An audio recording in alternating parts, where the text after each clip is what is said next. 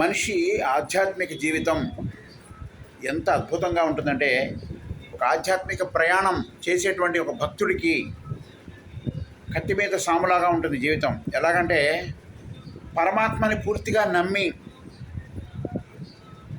భగవంతుడే సర్వస్వం అని భావించి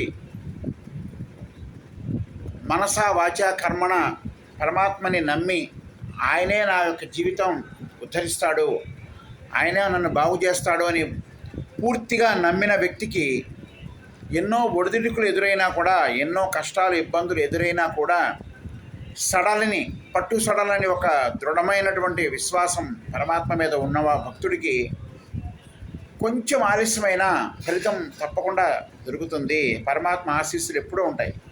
ఇది చాలామంది విషయాల్లో జరిగింది, ఇంకా జరుగుతూనే ఉంది ఇప్పటికి కూడా. ఎందుకంటే భగవంతుడు ఆకార స్వరూపుడు, లేకపోతే నిరాకార స్వరూపుడు. మనం ఆకారంతో కొలుచుకుంటూ ఉన్నాం, కానీ నిరాకారంగా పంచభూతాలతో నిండి ఉన్నటువంటి అణువణువున నిండి ఉన్నటువంటి పరమాత్మ మనల్ని అనుక్షణం గమనిస్తూ ఉంటాడు, కాపాడుతూ ఉంటాడు. మన వెన్నంటి ఉండి మనల్ని అనుదినం అనుక్షణం రక్షిస్తూ ఉంటాడు అనేది ప్రగాఢమైనటువంటి విశ్వాసం, ప్రగాఢమైనటువంటి నమ్మకం. అటువంటి నమ్మకం కలిగిన భక్తులకే తాత్కాలికంగా కొన్ని కష్టాలు వచ్చినా కూడా అవి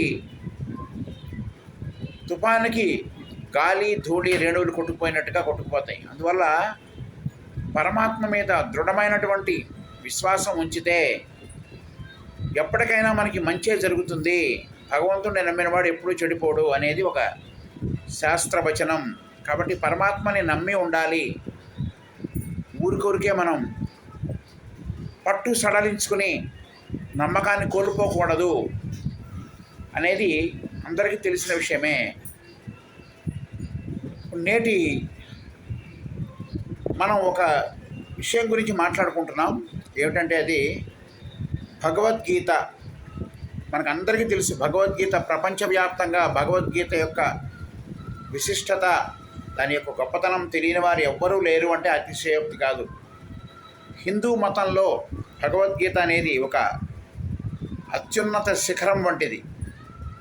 మహాభారతంలో పంచమ వేదమైనటువంటి మహాభారతంలో ఒక భాగమైనటువంటి భగవద్గీత అంటే పరమాత్మచే చెప్పబడినటువంటి ఒక అద్భుతమైనటువంటి ఒక మార్గదర్శి అనొచ్చు మనం. ఒక మార్గదర్శి లాంటిది, ఒక దారి చూపేటువంటి ఒక వెలుగు లాంటిది. ప్రతి మనిషికి జీవితంలో అవసరమైనటువంటి మార్గాన్ని, వారి యొక్క జీవన గమ్యాన్ని సూచించేది, తెలియజేసేది భగవద్గీత. అంటే పరమాత్మే స్వయంగా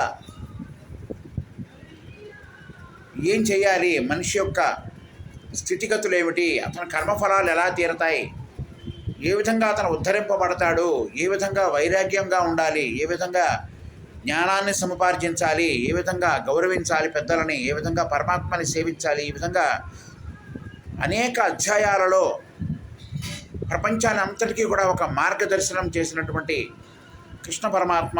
అందుకే మనం కృష్ణం వందే జగద్గురు అన్నాం. అంటే జగత్తుకే ఆయన గురువు.